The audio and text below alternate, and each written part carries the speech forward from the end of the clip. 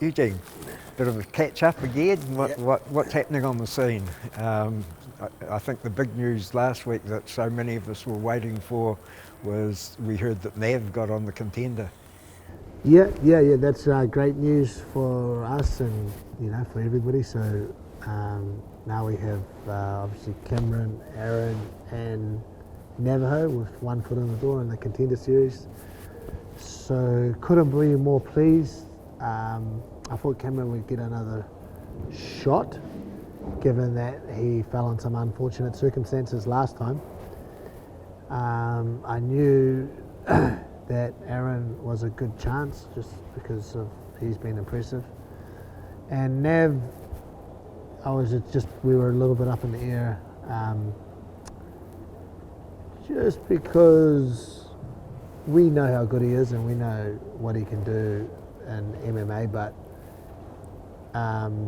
he didn't have the big record, so I think that last fight went a long way to helping convince the powers that be that he's in the right place. So I think he had a really good performance in that last fight, and I think that kind of pushed him over the line. So yeah, couldn't be happier for the three guys. Now it's up to them to just finish the job. I know they can, and so just quietly confident that they can go over there and get the job done against their opponents.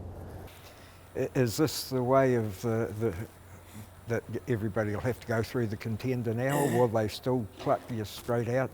Yeah, look, they're going to try and funnel everybody through the Contenders. I mean, the Contenders, I guess it's checks and balances, right? Like you can throw a person straight in there and you can take them on their credentials, and the problem being that their credentials will be all outside of the sport, and they might have a good record, but it's at a lower level, so you're never really sure what that record stands for or what it determines, because you're not sure of the level of the opponents.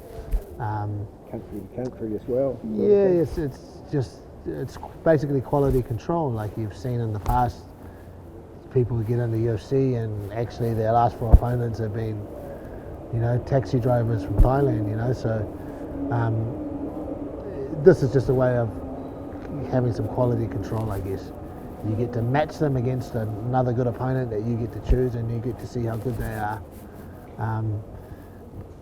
So it's just an extra layer that they're putting there. Don't have anything against it. I think it's fine. I think if you're good enough, then your work's going to speak for itself. So yeah, it's just the way they're doing things nowadays. The other big thing, of course, is the injury to Caros to keep him out of 303. How was it, and what was it? Yeah, I mean, he already had a rotator cuff problem going before the Minifield fight, which obviously we kept on the low. But that was enough of a problem to make it at least 50-50, but at the end we backed ourselves and decided to go for it, and just as well we did. He exacerbated that problem basically. He made some inroads on it, getting it a bit better than it was before the Minifield fight, but then he got in a position and landed on it and tore it, probably beyond the point where he can fight. So he was just not able to do it. If he could have done it, he probably would have done it. How long are you expecting him to be out with that? Well, at the moment we're trying to see if we can avoid surgery, because a scenario where we have to do surgery takes him out for quite a while. So we're looking at our options and talking to our surgeons, and keeping our fingers crossed.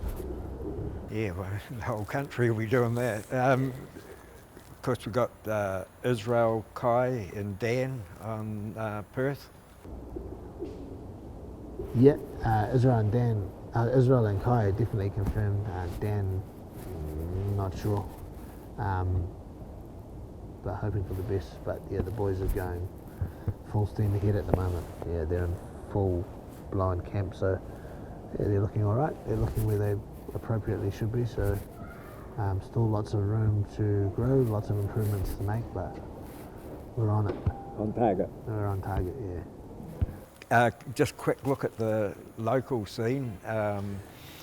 Cage of Fury, number 5 in Hamilton this weekend. You've got a couple of fighters in there.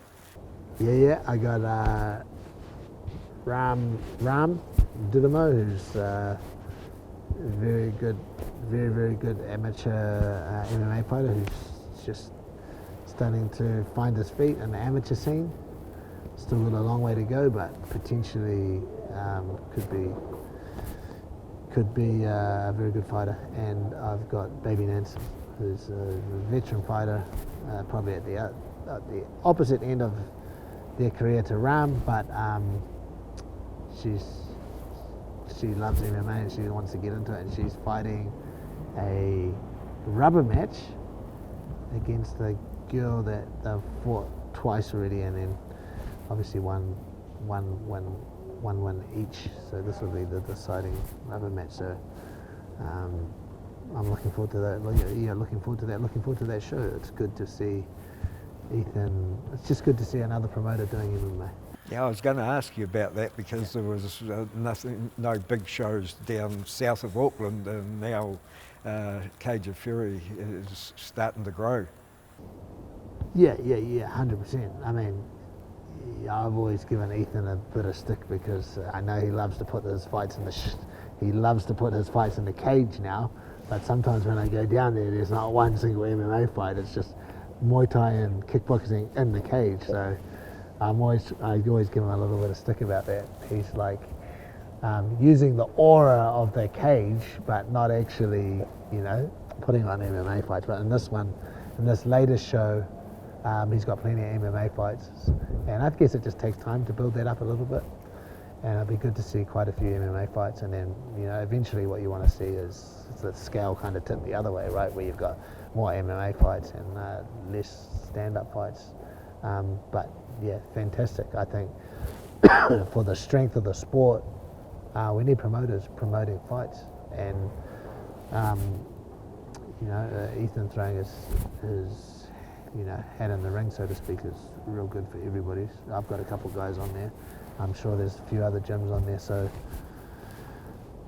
we have to do whatever we need to do to support these promoters. It's the only way to grow our sport. We're in a funny sort of position at the moment where the sport's very popular and we get a lot of viewership, but it doesn't necessarily translate to people walking in the door and trying out MMA and getting into the sport.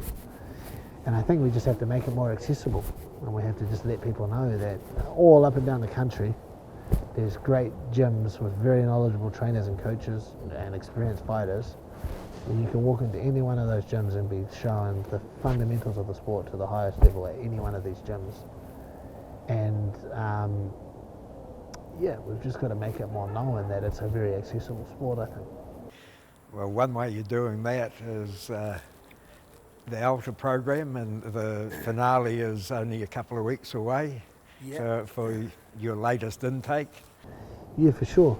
And that's just one vehicle that we're using up here in Auckland to encourage people to the sport. But yeah, we've got our finale. There's another 60 fights or something happening, with a whole lot of people who are dipping their toes in the water. Some of them, for most of them, it's going to be just a one-off opportunity to fight. But for a couple of them, they'll fall in love with the sport and they'll keep going. For a lot of them, they'll keep going in some form or fashion, but not necessarily the competitive side. I think the important thing is that these people are realizing some untapped potential that they had. Because it's a very difficult thing to jump in the cage and fight someone. And for the most part, a lot of these people, when they start, have their doubts about whether they have the courage or the fortitude to do that. But through the training and through the program, they start to understand the sport. They start to learn like the more intricate and subtle side of the sport, and they realize that it's there's a part of it that's a fight, but there's a big part of it that is a chess match. And when you start to understand that, then you realise it's not just two people in there trying to inflict as much violence and damage to each other. There's a whole strategy, there's a whole list of tactics that you're trying to get through to get the best of your opponent. And when they understand that, it encourages them to be brave, I guess, and make that leap into the cage. They'll learn a lot about themselves. Yeah. Cool, mate. Hey, thanks for the catch up. Cool. And we'll see you down there on Saturday night. Looking forward to it. Hamilton. Kiri kiri roa. Did Dougie go, did he?